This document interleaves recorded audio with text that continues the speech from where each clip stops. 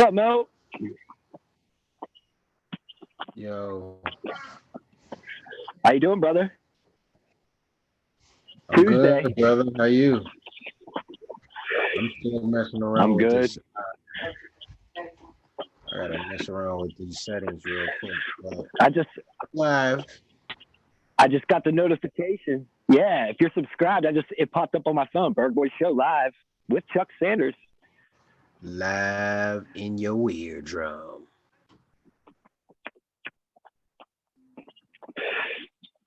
Tuesday, man. It's really Oh, not Tuesday, but I have to say it because it's. it's the Tuesday night chill spot. I That's have why to you say it said just it. because it's. Yeah, you feel me?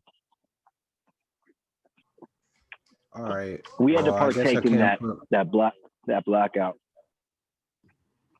I guess I can't connect to my audio headphones today. This is weak sauce. I got a couple of headsets here I can give you. They're wireless, just in case that ever happens. They work on Xbox too, by the way. The ones I have. Oh, lit. Let me get my headphones. Well, if you're in here live, make sure you guys tell a friend to tell a friend.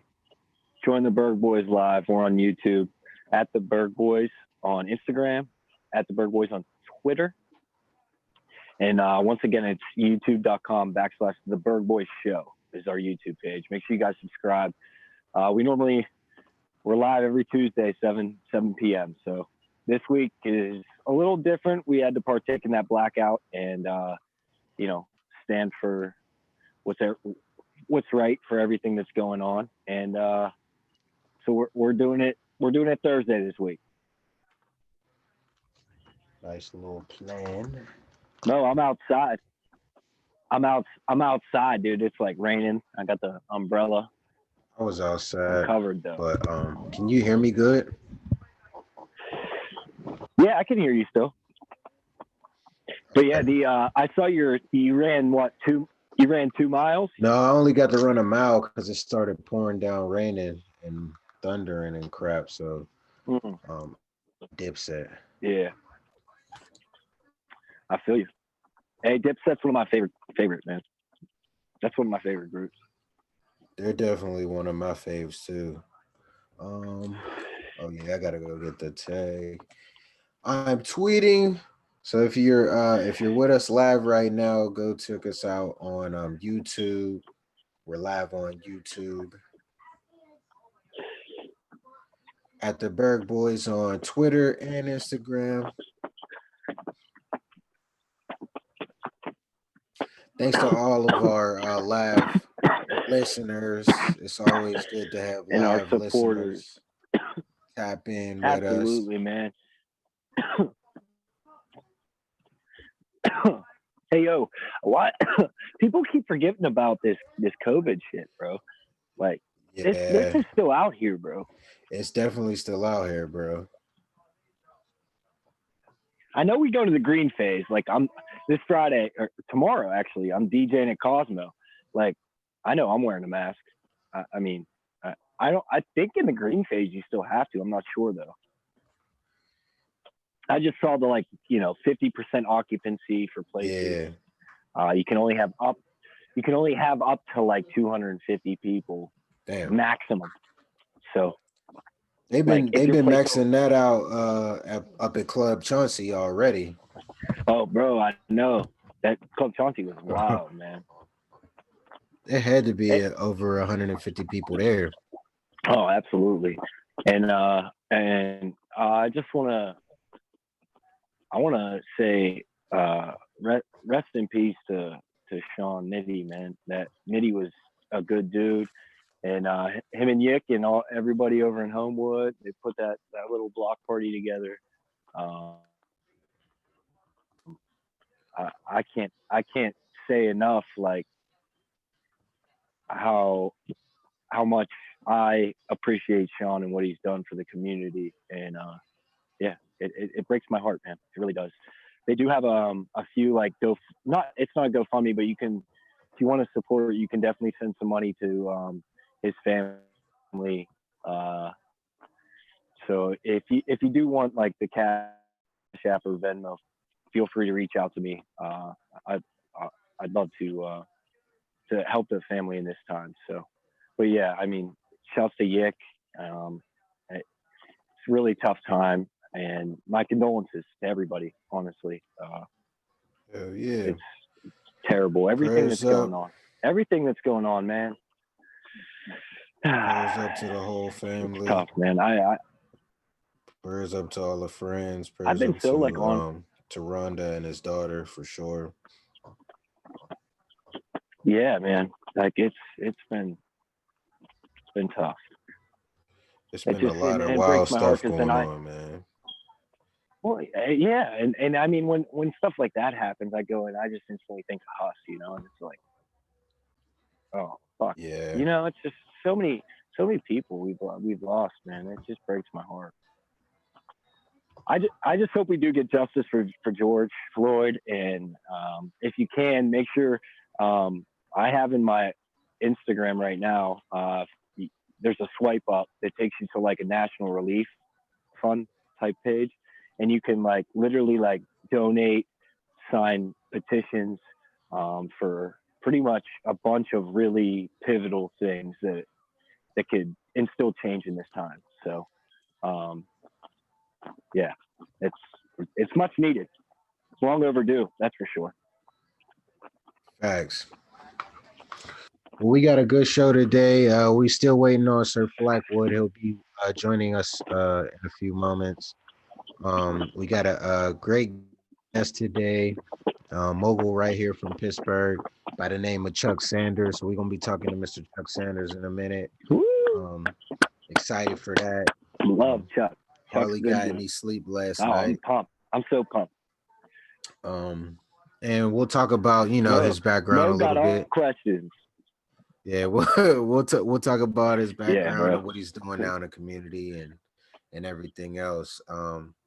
Let's jump into some current events, man. We got some current events. Obviously, the elephant in the room is the protesting and what's been going on with George Floyd and his family and the world right now. The whole world's protesting. But I think to take that even further, the whole world is hurt, man, because of what's been going on. Yeah. And it's still going on even as we protest. So please be aware. Absolutely. I was gonna say, Mo, I've seen countless videos, man, of just tons of innocent, peaceful protesters just being completely, abused and just it's sickening. It's sickening, man. It is. Yeah, it's like, wild. The rubber bullet situation. I come from like that shit is fucking insane to me, dude. Like insane to me. And then there was multiple videos of peaceful protesters, and maybe they were out past curfew, or maybe this, or maybe that. Man. There, Chuck Sanders in the building. Dinosaur. I literally got dressed and out this boy to meet y'all to do this. My little Tyrannosaurus Rex hard. I'm a dinosaur. I'm like, wait a minute. And what's funny? God. I forgot. I think when I initially asked you too, I'm like, man, I don't know if I specified that we was doing a Zoom chat, but man, that's what everybody's doing nowadays. But I swear on everything, man. I'm sitting here like, where these guys at, man? I apologize to everybody. I apologize for being late, man. No, you're on time, man. You're good, man. You're good. We're still waiting for Sir Flackwood, so you're good. And he's one of us. Yeah, it's okay. Always, repping the burg always. Yes, sir. Yes, sir. I'm glad that you took some time to sit with us and talk with us, man. We definitely are excited to have you as a guest on our show. For everybody that's tuned in live, We welcome you to the Tuesday night show spot, a special edition on a Thursday night. Talking to none other than the mogul right here from Pittsburgh, Chuck Sanders, and Good to be here. Sir Flackwood will be joining us simultaneously whenever. But I want to just let everybody know like a little bit about you.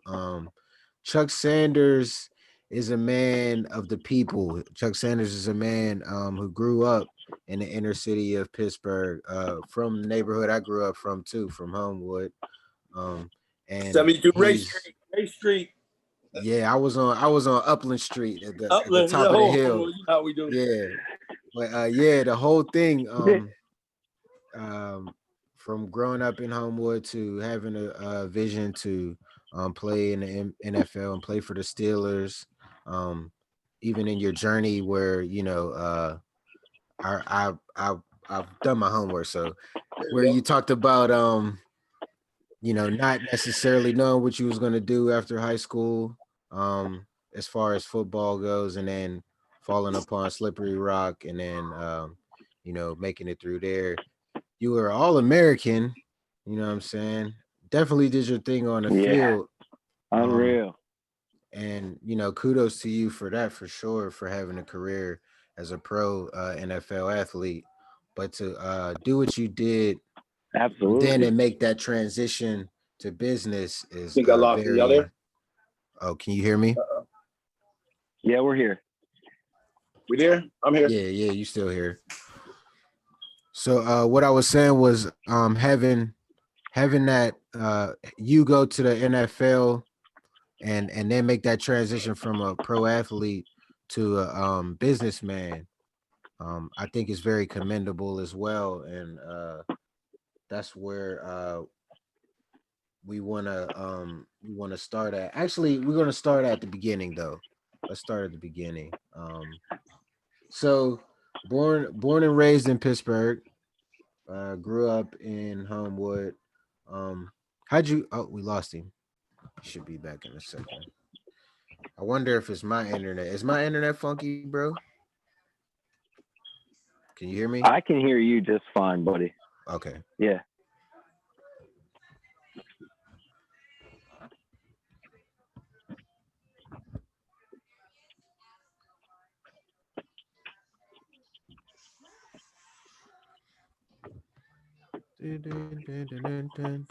Sorry to everybody that's tuned in live. We lost our guest. And Flack should be joining us momentarily. But we were talking about Chuck Sanders. I was actually, before we lost him, was gonna ask you about the current events. And one of the things you had said off air was how it almost seems like people forgot about COVID. Yeah. Because of what's going on. Yeah. Yeah, it is. It's one of those things you just got to be cautious of. And then like you see like people are like putting out, media, of course, they're gonna, I feel like they slight the numbers and all that shit. But like at the end of the day, they said several places have spiked. Now that could have been from the Memorial Day parties and people going out to the beaches and things like that have already been open and stuff, because LA opened a little sooner than everybody. And it's just one of those things, dude. Like I was reading a text. The reason I was gone for a second is Cosmo just texted me and they said, people that are going to be working have to wear masks and gloves. And I figured you guys would all want to match. So I'll have black gloves and masks or whatever for everybody. You know what I mean? So like it was pretty back. Cool. But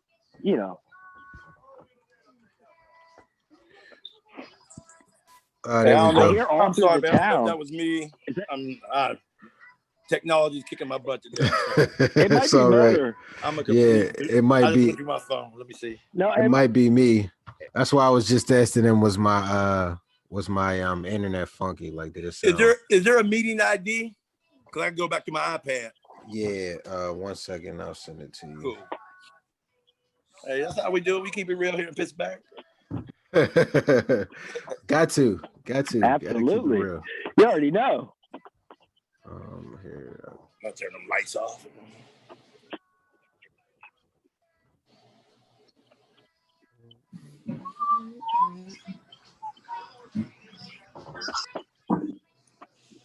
Oh, I'm good on the phone. Motor. Yeah, you if say, y'all can bro? see me good, I can hear Chuck. okay, I'm Can good. you If hear you're him? good, I mean, I'm just on my phone now. Okay. Yeah, I can hear him. Yeah. You still waiting on Sir Flacky? I sent you the meeting ID and stuff though, to Cool. DM. But yeah, I was before I got cut off, I don't know if you was able to hear me, but I was saying that we wanted to start from the beginning. You know, you growing up in Homewood, going to Penn Hills. First of all, do you remember that experience? Because I know I got to go. I got to go to school on the hill, being from Homewood, so it was like different, you know. Right. No, Yeah. You were in Penn Hills, and when I went to you were in Penn Hills. Like, tell us about that experience back in the day. Yeah, when I went to Penn, can you guys hear me? Okay. Yeah, we can hear you fine. Okay. Yeah, when I went to Penn Hills, it was unbelievable. I mean, this is like 1974, 75. So we were like the second black family up there. You know, the other family was like the Sandages. So it was just a culture shock. I mean, and I loved Homewood. I cried every day. I rode my bike home every day. Back then, it seemed like Penn Hills from Homewood was like Homewood to Ohio or something. It was a whole nother state. It was a whole nother world.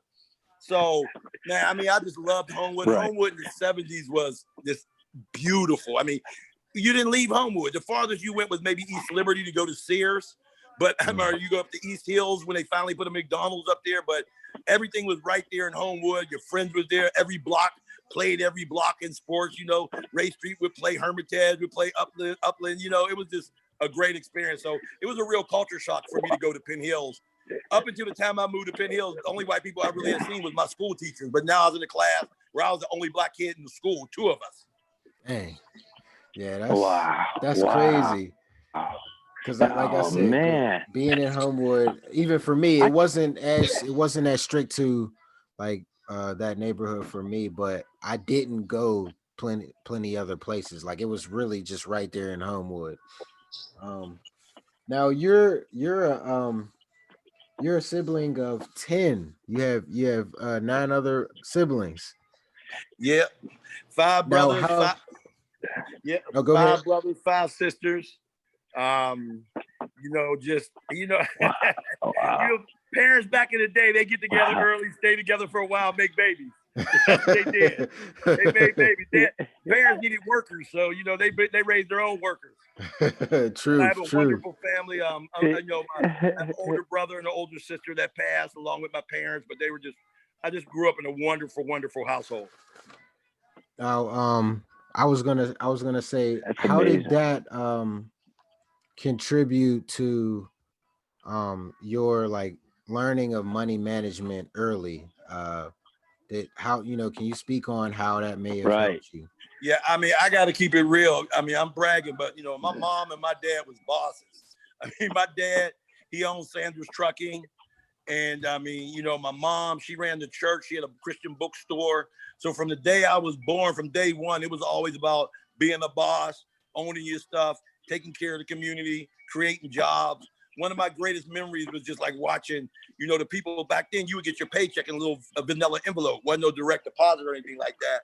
So I just used to love to see, you know, the people lined up outside my dad's office right down there on Charleston Street, a line just going in, shaking his hand, saying, "Thank you, Mr. Sanders, for the job, allowing me to feed my family."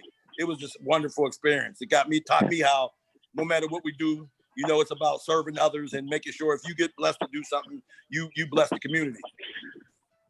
True indeed. Yeah. Now, absolutely. Excuse me. You've took that knowledge and went on and did what has become something that's a little bit more traditional, but you know, to the average black family, it's not that traditional for you know, a young black man to go to college and then finish college. And that's a milestone as well. Can you tell me Right. how, like, college prepared you for the business industry at all? Yeah, absolutely. No, it absolutely prepared me. And don't get me wrong, you can be successful without college. With college, there's numerous options. For me, it was very successful. And the one thing that college forces you to do is be disciplined. And you'll see a lot of people go to the military and come out and be successful because they're disciplined. Oh, sorry, Right. I'm sorry. I forgot to turn off my.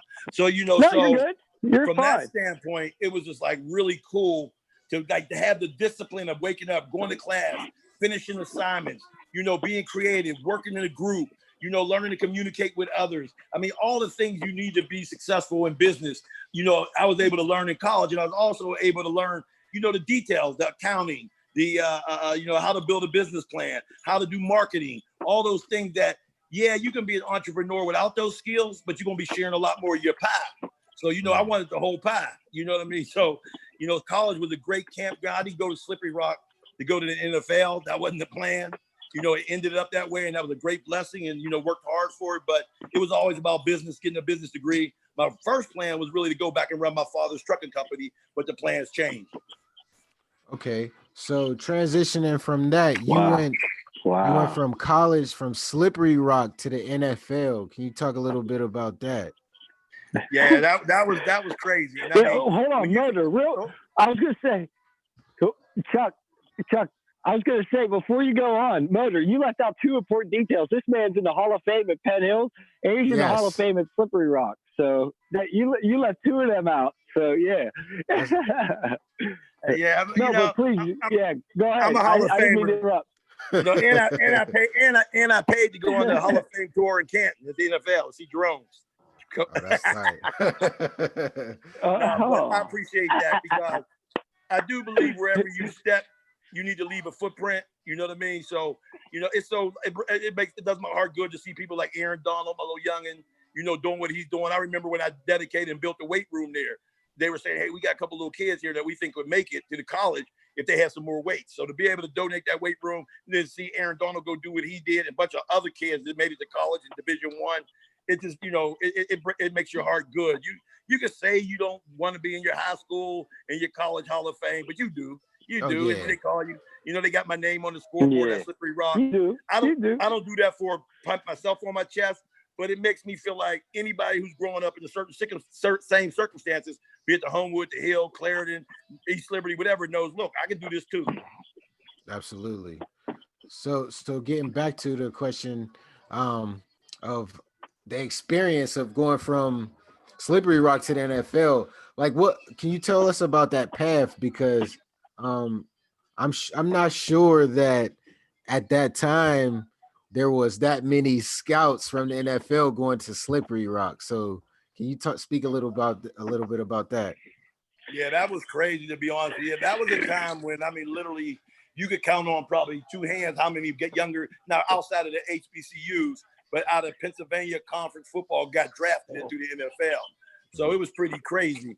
To be able to, scouts start coming around. I remember I seen, Otis Taylor. Like, I watched him on TV. He was a scout for the Kansas City Chiefs, and he's at my practice. I'm like, who's that? They're like, hey, man, that's Otis Taylor. He's here, checking you out. I'm like, wow. So it was crazy, man. I got a lot of stage fright. I ain't gonna lie. I was like, what's going on here? All our games was on buses. Season's over. Now I'm flying the combines, flying the bowl games, flying to, see different teams. It was crazy. It was a great moment in my life, but it was scary. I ain't gonna lie. It wasn't, I didn't know, we didn't have all this communication like we had now. So I had no idea, about the process and what was going on. First time I went to the NFL Combine, I thought it was just another banquet. I didn't even bring clothes to work out because it was the second year of the Combine. None of that stuff was on TV back then, So it was a great experience. I'll never forget. It really felt like it was a movie. Like, is this really happening? Man, that's dope. So, but the best part though, right down there on, I want to say Charleston Street, there was this bad chick that lived down. I can't remember her name. She would never talk to me, but when I got drafted, she's like, "Hey, Chuck." That's when I knew it was like this. I like this. That's how it starts. That's how it starts. So you went from the NFL and into business, and you had a short career in the NFL, but I know your motto is that the NFL was done with you. You weren't done with the NFL, but when like to have the maturity to be like, you know what, I'm not gonna make a Hall of Fame career out of this. I'm gonna go into business. Um, what was kind of like your mindset after you was like, all right, I'm done with the NFL. I'm gonna do this business stuff 100%. Yeah, for sure. Oh, I'm sorry. I'm gonna make sure I move and got an echo there. For sure, that you don't quit the NFL. The NFL quits you. That's for sure. I mean, it ain't like I said, oh, you know what, coach, I don't want to play no more. Oh, yeah, Right. Chuck, no, I don't want to be on the team no more. I realized that, I'll just say I realized that I didn't have the passion that it took to be anything we do to be professional. You got to have a passion. If you guys didn't have a passion to go in and do your show, you ain't going to do it. Not to your fullest ability. Mm-hmm. So I knew I didn't really have the passion to really be successful in the NFL at the highest level. So as soon as I got in there, I said, you know what? I love business. I'm around a lot of business people. The Rooney family was wonderful, wonderful. The Chief was he treated me like he would treat a first-round draft pick. He was just the nicest man in the world, the whole family. So I would hang around them. I'd go to all the charity events, meet people, talk to people, the people in the boxes, the people in the locker room. I knew they were people that had connections. So I really used it to network, and I knew I wasn't going to play in the NFL a long time. And honestly, and I'm sad to say this, and unfortunately a lot of them died, I didn't know what it was at the time, but a lot of the people, the Mike Websters, the Terry Longs, a couple of them, Steve Corsons, I could tell that football was killing them. I'm like, yo, I ain't with this. This is before I knew about the CT and all that. Mm-hmm. But God had put it in my spirit, like, this ain't for you. This ain't going to end well. And as we found out years later, that was one of the worst periods for the drugs, the concussions, the CTE. You didn't even know. They tell you count two fingers, get back in the game. A lot of everybody was doping up, taking steroids. Right. So I just didn't want that lifestyle, and it was a great call on my part. And God put that in my spirit early, not to go for the flash and the glitz, but look at the real deal. Now, how did that help you manage your NFL career? Because I know it's almost like hitting a lotto when you get that first NFL check. Because it's not like just getting hired over at a Fortune 500 company right now. You come into a lot of money, but even just for an average salary, if you wanted to compare that to NFL salary.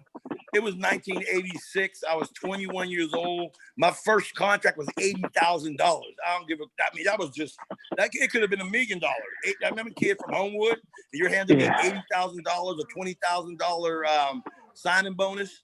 I mean, and I'm in my hometown. I mean, I did everything that you do. I bought the car, the fur, the Adidas sweatsuits, the chains. I mean, my first year, I think after taxes, I made $50,000. I spent 70 easy. I was at every club, Brock and Newts, all the clubs, buying everybody everything. The worst thing you can do is play for your hometown team when you're a rookie. It's the worst. It's terrible. You everybody. You paying for everything, everywhere, every way. Yeah. They sucking it out of you. They just take. They're taking it out of you. Yeah. As much as I love playing for the Steelers, I wish it would have been my second, third team, not my first team. Yeah, that would have been dope if you'd had to. I mean, been able to go somewhere else first. Yeah. Now 2000. Let's move a little bit forward. 2000. What was it? 2007. You worked with what was a NBA, a CBA team? Yeah, CBA. Okay, and then I just wanted to ask you about that too. How did you Well, it's a two-part question. How was that experience? And then do you feel like Pittsburgh would ever be able to have an NBA team here? Well, it was a great time. I mean, from a standpoint of, being involved with semi-pro basketball, the owner, Bob Murphy, was a great friend of mine. He had hired me, somebody I met through the Steeler connections. And I rose up to general manager. The plan back then was to own the CBA team because we thought the NBA was going to buy the CBA. Then we would merge and have an NBA team in Pittsburgh. So that was the plan. It fell through. The NBA decided to start their own league, and then the CBA subsequently just died off. But I had met Mr. Murphy, and that's when I got into the title business and what he did. But as far as a professional basketball team having it in Pittsburgh, I don't think it'll happen. I mean, just when you look at the numbers and you look at what a football and hockey city it is, and you look at, you know, the draw and the amount of young people that are leaving Pittsburgh, unfortunately, I just don't know if the base is there compared to other cities that are just so more attractive for an NBA team. Okay. We just got Sir Flackwood in the building. I see you. What up, fam? What up, Black? What up, bro? My bad, sir. Little What up, fam? Hey, how about Chuck thought we was actually pulling up on him. So he's down in Savoy waiting for us. Hey, I told him I'm a dinosaur, man. When he said we gonna have a meeting video, I'm down here like let me hurry up, get dressed, meet him down there. That gotta be round two. I like that. Yeah, round two. We definitely gotta come and talk to you in space. No question. Y'all gotta come on down. Don't threaten us with a good time and take it away. Yo, you know, call my bluff. Call my bluff. Hell no.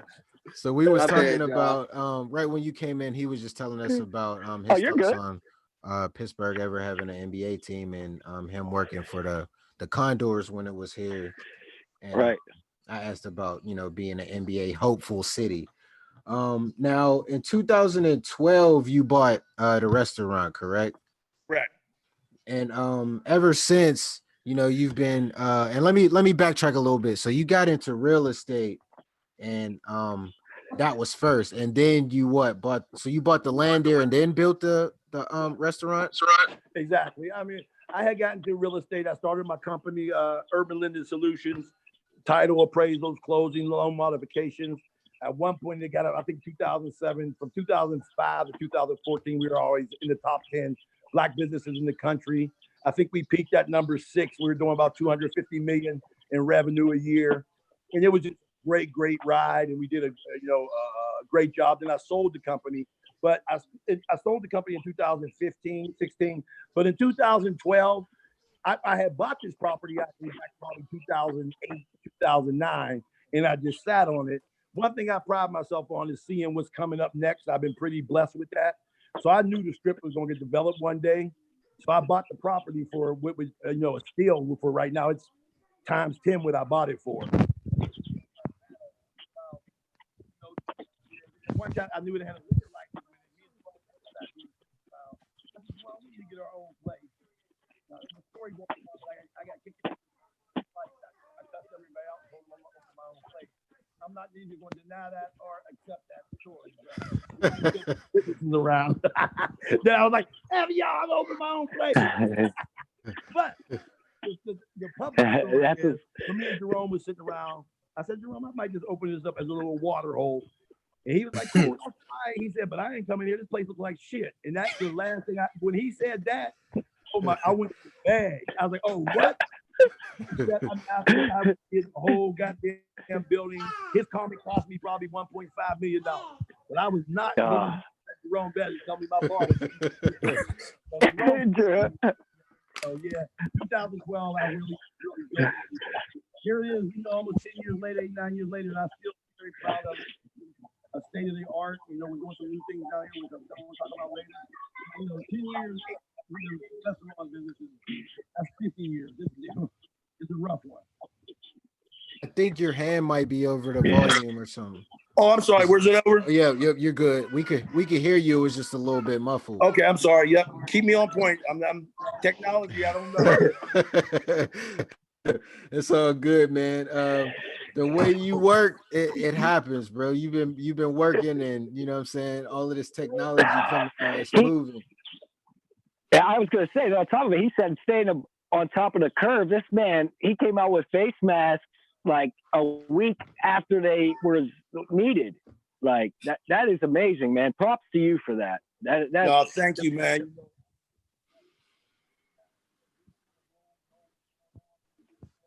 But bringing that information back to the community. Can y'all hear me? Yeah, we And get making we get you making now. sure the community would benefit off of that. Truly, in the beginning, I was very afraid that there was going to be a major lack of mask available.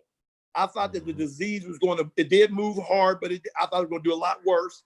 I thought that they were going to, bypass our communities. And when I say our, I don't mean black or white. I mean our from an economic standpoint.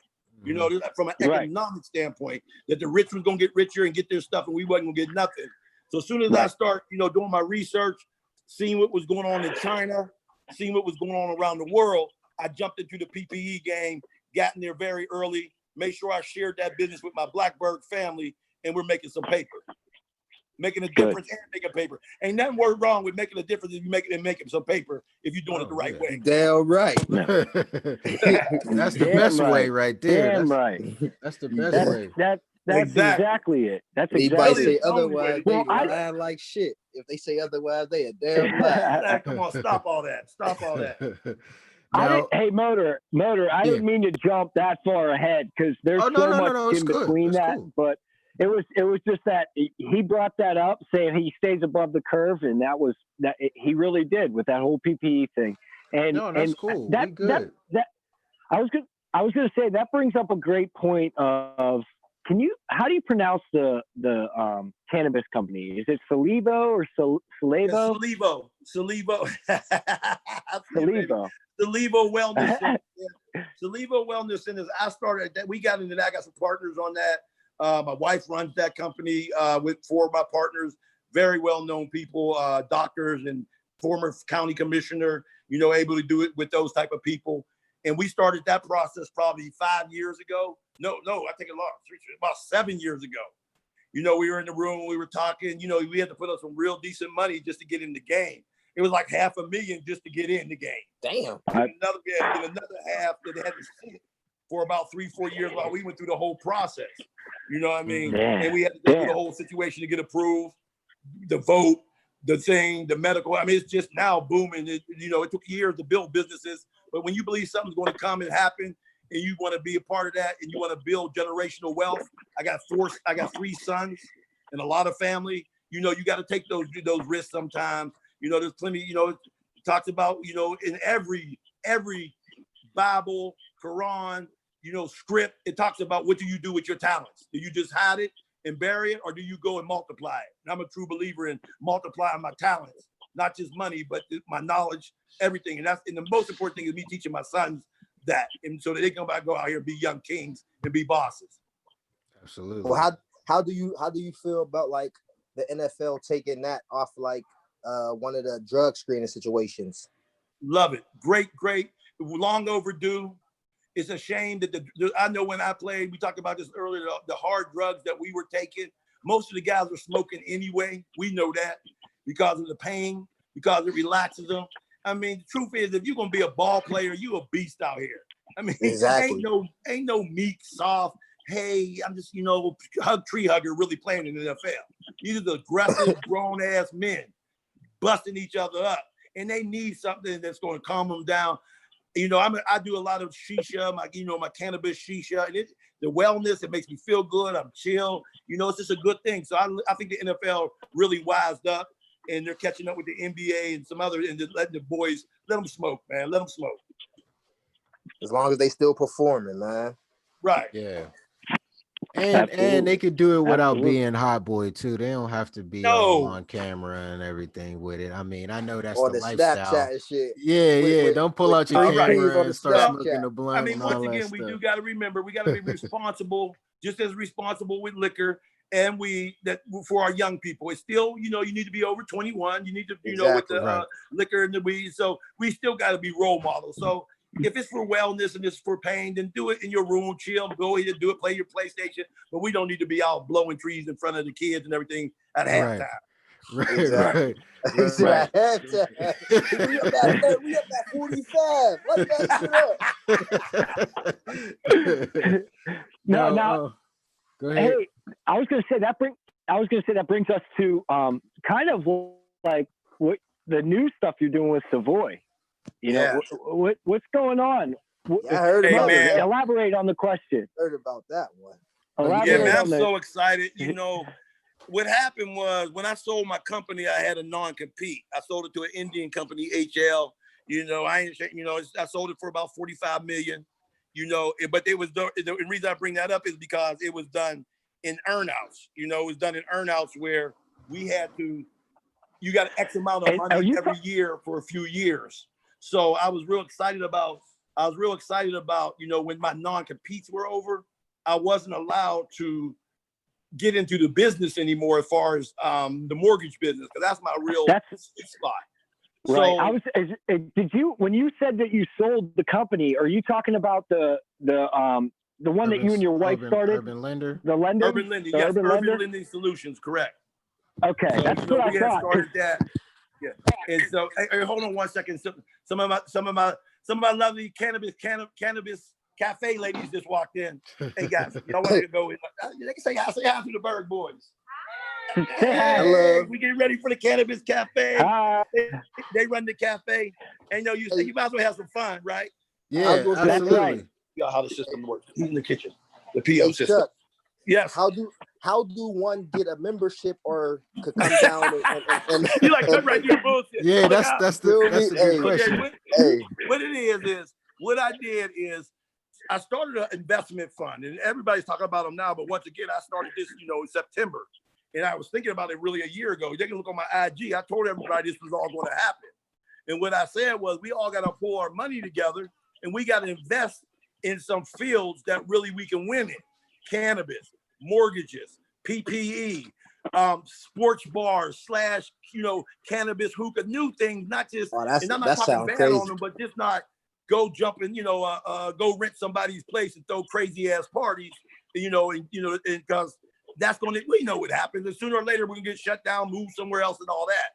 So one of those things, you know, it was the PPE, which is Blackbird PPE. There's the mortgage company, which is Diverse Mortgage Solutions. And then there's the cannabis company, which is Cannabis Online. We were able to be one of the first, if not the only, to sell cannabis online. Legal, beginning legal, THC levels are illegal. Shisha's really good. It's really good. And then what I did with Savoy, I decided, this was even before the pandemic. You can look, I said, I'm going to shut down Savoy this winter and remodel it and take it to a whole different level, different space because of the condos that we're building down here and all that. So what I did was, let's make it a sports bar. So the downstairs is the sports bar, the upstairs is the lounge. It's a cannabis hookah lounge. We can do CBD, cannabis infused, shisha, all different flavors, real relaxed relationship, you know, thing, kind of bringing the level of sophistication up. The way the membership's going to work, it's not membership only. What it is once you start coming down here, if you want to buy a membership card and getting a membership, it costs you a couple of dollars, but those dollars go towards food and drink. You know, you come down, and it's a way to kind of make it more exclusive, and you skip the line if you want to do events here. It's like just joining a country club. You know, come down, enjoy the sports bar, do all that. You know, it's going to be open to everybody, but they're going to follow the rules. You know, you got to be a member. You got to follow the rules. You give away some of that freedom to act like an asshole. You know what I mean? Like you knew the rules, you read the rules, how to dress, how to act. If you're not going to do that, you can't come in here. So that's where it's at. But the memberships are going to be open. We're going to first start advertising those next week. But it's just a membership that takes you to another level down here at Savoy. But we're really excited. We're putting TVs in everywhere. We're getting all the new furniture in downstairs. This opens July 3rd, July 4th. Tomorrow, we open the lounge in the cannabis cafe upstairs, and it's sold out. It already sold out. We can't let no more people in. So now we're going to Saturday to let people come down on Saturday. And you know, y'all got to come down one weekend and do a show. Kick it with us, have some fun. Oh yeah, we have to. Man. That's the premise for our next one. Yeah, that would be lovely. No, it's a done deal. Hey, I ain't called Blackbird for no reason, man. I'm proud of the bird. I'm proud of black, and I want to be in the black because I think being in the black, we making money. You know what I'm saying? Absolutely. So that's what I do. You know, that's how we roll. Now, we moved right into the way I was going anyway, so this is good. I was gonna say, they already asked the questions I was gonna ask about Savoy and got you. everything. I mean, you know, but that's good. We like this. We like this. I was gonna ask, like, what advice would you give to young entrepreneurs who want to get into business, but don't know where to start? You know, first thing I would say is, and this is, there's no 1 + 1 = 2 in being an entrepreneur. There ain't no formula. There's some things that you know are time tested. One is it better be something you're passionate about, because it takes so many hours. It takes so much time. I mean, I say this humbly. You know, I got money in the bank. I'm good. But this morning, from 7 in the morning till the day, I'm at IKEA getting tables. I'm washing. I'm cleaning. I mean, you got to have a real passion for what you do and wanting to win. I mean, to me, it's a competition. I want to win. I mean, everybody's opening up tomorrow. I got to be the best place opened up. I got to be packed. I got to have the crowd. I got to have the service and all those things. And actually, I just got reborn, really, because before I kept hiring people to do it. But now I'm back in the game. I'm like, I'm do this myself. I'm going to make the call to get the VIP sections, and I'm going to do this and do that. And that keeps me young. You know, I feel like I'm a 30-year-old, 56-year-old guy. You know what I'm saying? It's the number one thing. It has to be a passion. If you're going to be an entrepreneur, be passionate about what you'll be an entrepreneur, because you're giving your whole life to it. So I think that's the number one thing is just having a passion. Another thing is, I mean, educate yourself. Don't think everything needs to be done by, your butt strings and, just make up shit. I mean, study. I mean, if you're going to get into the restaurant business, study restaurants. If you're going to get into fashion and clothing, get into it, study and see what people have done.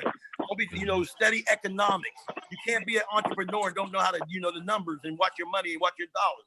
So educate yourself before, during, and after. And then the third thing is just have a passion to help people.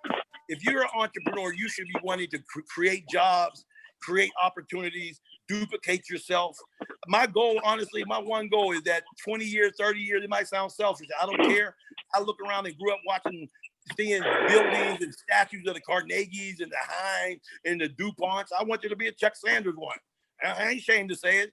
They might not they won't give me my flowers now, maybe, but you know what I'm saying? They're gonna say, man, Chuck made a goddamn difference everywhere. They go. So that's what I want They're to do. going to.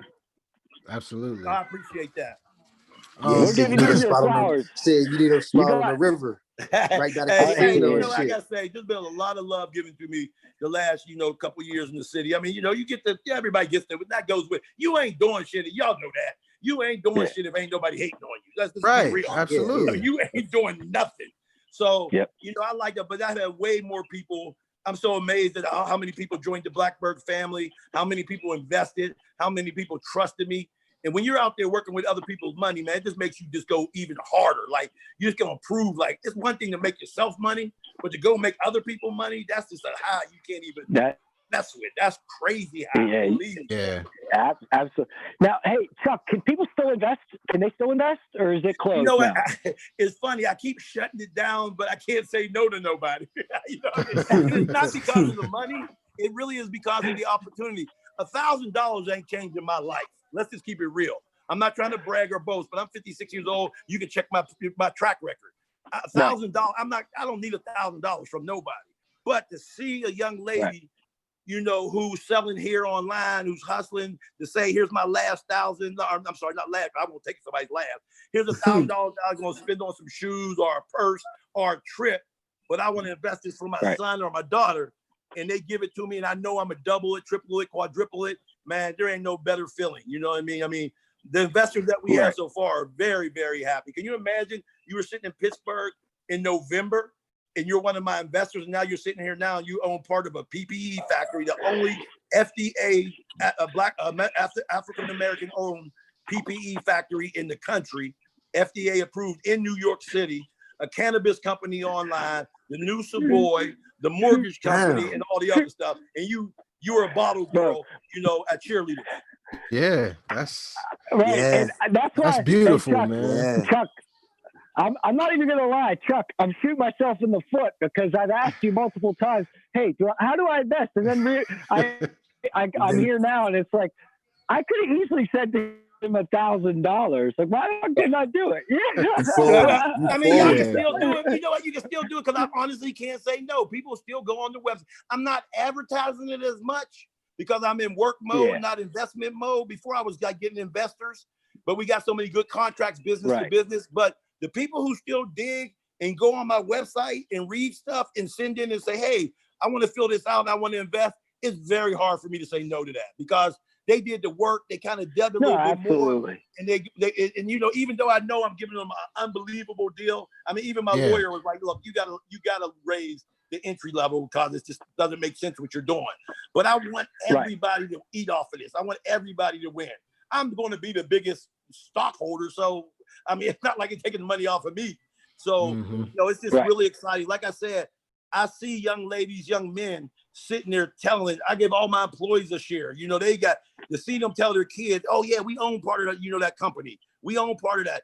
These people own part of Savoy. They own part of the Cannabis Cafe. They own part of a PPE. They see me do a contract. We just did 100,000 masks a month that we're selling to a school district or a company out in LA.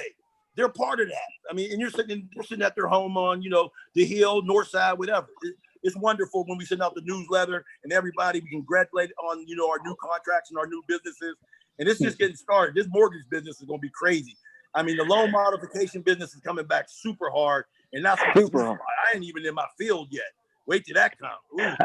I was just going to say too, like, Chuck, are you involved in the stock market at all? Do you deal with that at all? Because I do. Blackbird doesn't. I bet on myself. That's why I started my own fund because I feel like I can do what, you know, but personally, I'm invested in a lot of stocks, you know, but the thing about stock market is, first of all, you need to be educated. You need to have money. You need to have money a lot of people lost a lot of money these last couple of months, and you better be able to stay in it till the money comes back up. So I don't want to advise anybody. I wouldn't advise anybody who got less than 250,000 liquid to be seriously playing in the market. Now, if you want to go ahead and play on Cash App and buy a couple little things, cool. But you ain't never gonna make no real paper. Right. Now, no, absolutely. I want to go back. Things I wanted to make sure I brought up. That absolutely. I want to go back a little bit, because I was watching your Blackberg seminar, and one of the things that I got from that was how you were asking questions. You had the caddy, and you were talking to, I think it was one of the owners or big guys at Wachovia Bank, and you asked, you know, like, how do you come into getting golf country clubs and, you know, buying teams and stuff like that? And you said, you know, you want to be where the money's at. That was like a defining moment. And I think, you know, that for me, hearing how your story went, that was one of the defining moments that stuck out to me. You know, especially you talking about having to caddy when it was like, man, look, I'm doing, you know what I'm saying? I'm doing my thing too. Right. No, that's one of those things where, you know, look, we all want to be white, black, green, whatever. We all want to be the man's man and handle things. But sometimes there come opportunities in our lives where we got to humble ourselves. You don't know what's on the other side of that humbleness, but you really got to humble yourself despite what you're feeling and see what happens. What had happened in that situation, I was in sales at a real estate company that I was working for. I was doing a great job. I was one of the top salesmen. I knew how to golf. We had a big outing at Oakmont Country Club, which y'all know is a famous country club. PGA, I love it. Black people, just recently they let a few in, you know, Jerome in it. But back then, when nobody a member that was black or didn't have the money, black, white, green, if you ain't have money. So I go out there. We got a big client in town, a huge bank, and my boss started passing out assignments. He said, well, you're going to golf with this team. He told one sales guy. And remember, these are sales guys that I was kicking their ass. You're going to golf with this client. You're going to golf with this client. You're going to golf with this client. Chuck, you're going to caddy. Man, I mean, I was about to whoop ass. I mean, I was going to make a clean. I was going to throw furniture. I was going to whoop some ass, and I was going to quit and leave. But what I didn't understand, because my boss wasn't the owner, but my boss didn't like me, and he thought that's how I would react, and he can get rid of me because he seen what I was doing. He seen the star. So I literally prayed about it. I think I called my mom. She said, just do what you got to do. God's got something for you. And I humbled myself and I caddied. But what they didn't realize, and I didn't realize at the time, you just gave me 3.5, 4 hours with the CEO of a major bank.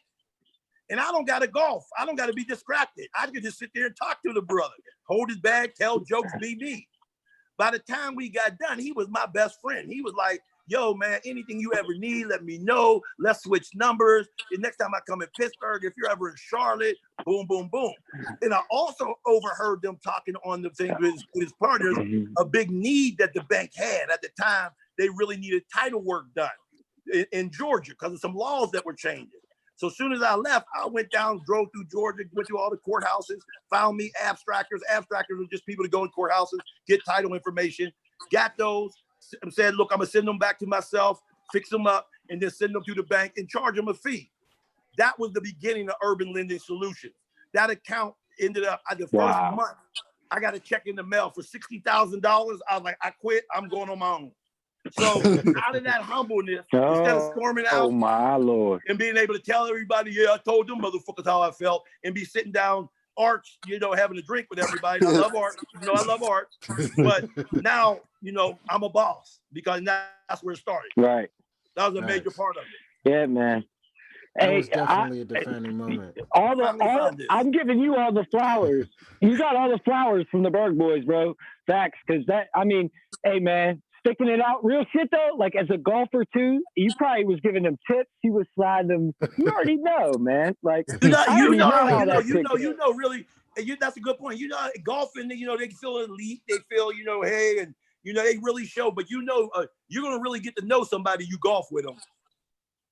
Yep. No, you really, really do. You really do. That's why it's such a big thing in the corporate world. Like I do sales myself for a 9-to-5, and it's a big thing. It really is. And the fact that you actually showed enough strength and courage to just bite the bullet and then look how it turns out. You know what I mean? That's beautiful. Beautiful, man. Now I wanted to touch on something else that you spoke about in your Blackberg seminar, which was about barriers. And I wanted to ask you if you have you thought about like how can we break, some of the barriers that you spoke about? One being like a Black-owned business.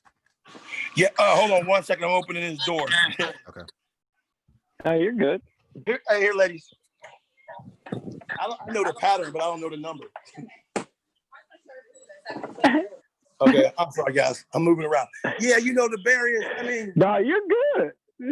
Hey, I wouldn't be a real hustler if I was like, we open it up tomorrow. I got to help her get it right. There's always going to be barriers. I think, one of the things that was big for me, I still want to say that, and people need to understand, education is still a major barrier. Mm-hmm. Don't be still educate yourself. I remember when football was over for me, there were certain jobs that I was able to go apply for that my other teammates who didn't make the team couldn't apply for because I had my degree. And that made a big difference. Once again, my father had a 6th grade education, one of the baddest men I ever know. But I have to speak to the youth. I got to speak to the people now. You might have been able to get away with that 20 years ago, 30 years ago. But you're not going to get away with a 7th grade education in this world right now. Yeah. You're not going to get away with not understanding technology. You're not going to get away with not knowing, the read and writes and all those things. You used to be able to bluff your way through. Them days is over. So education is still a major barrier. We got to fight to make sure we got quality education so that we can get the opportunities to go and do some other things. One of my guys, Paul Judge, he just made news for starting a he's given $100 million to different minority-owned businesses. And I remember he was the biggest nerd in the world. We just thought he was a big nerd. He got more money than everybody because of that tech and all those things. So, education now, you just can't get away with just, I feel something, I just got a passion for it, and you don't got no education. So I think that's a barrier. I think what we're seeing is happening out here. Access to capital is crazy. I read an article where, private investors, only 1% is like minorities. The rest is white males. White males over an age of like 35 or 45. It's just this crazy access to capital. If you got an idea and you can't go capitalize on it, get it going, it ain't happening.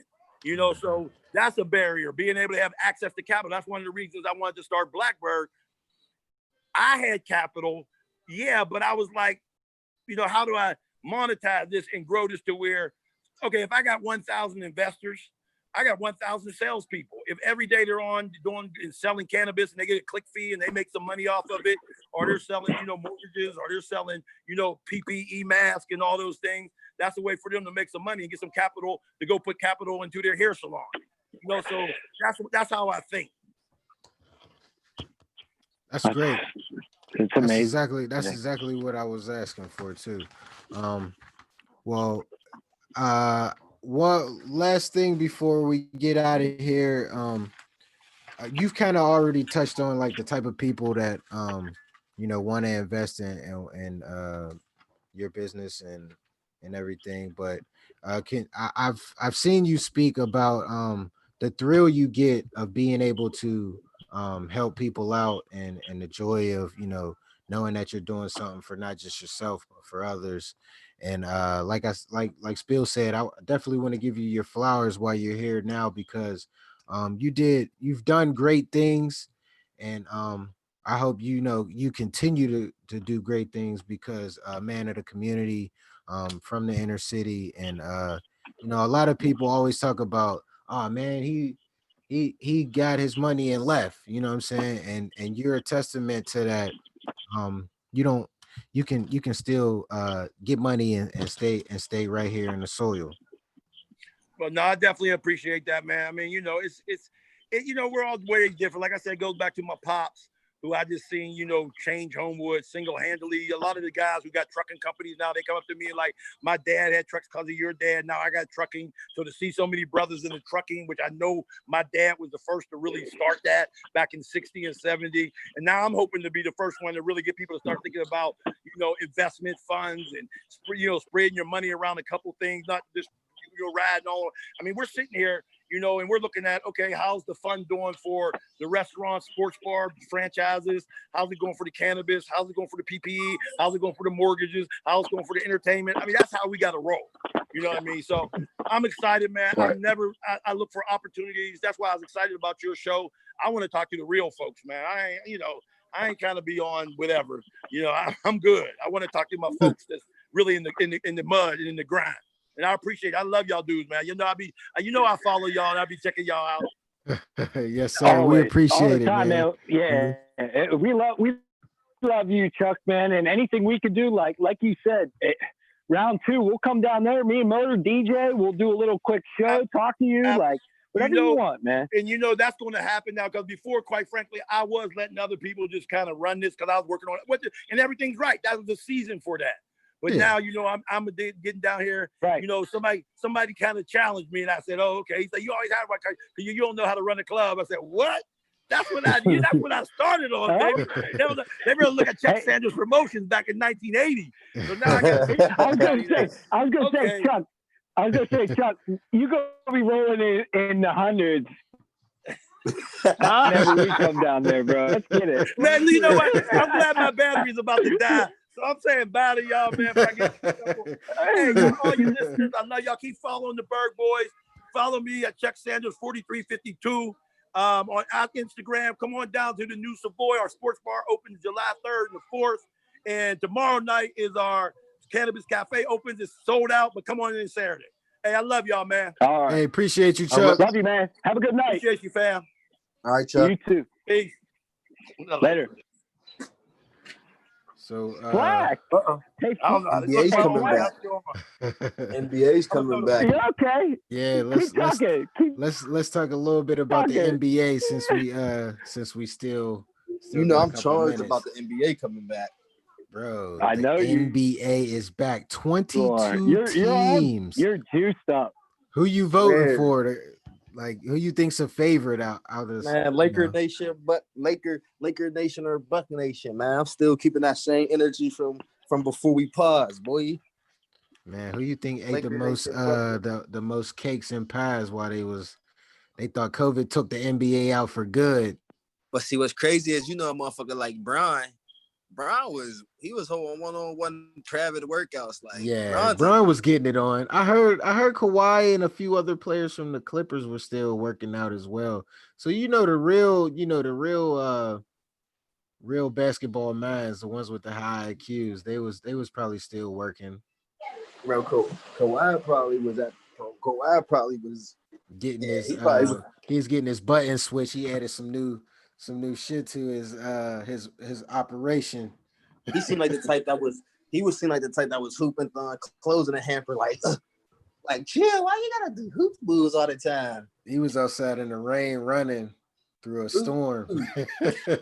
I gotta build up my endurance. Ooh, shit! He said right through a storm.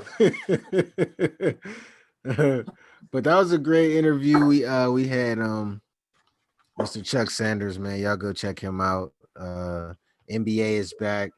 Spillz still hasn't been able to get a haircut yet. Who you telling? And What do you neither mean? have. I said Spillz hasn't been able to get a hair. Oh, you got a haircut, G? Hell no. Did you slept? I just cut the top with scissors myself. Oh, all right. I was about to say, I thought you went out and got COVID trying to get a haircut, G. It's like, no. Nah, I've been cutting mans in the not sink. me. I'm about to eat my dinner. Ooh, shit. Look, Hey, well, yeah, I'm about to go do all right, that boys. too, Be man. But good. I'm appreciate getting out of y'all. here. I'm about to See get y'all on next Warzone week. and my dinner. Call of Thanks, Duty. everyone. Call of Duty. Warzone. Hey.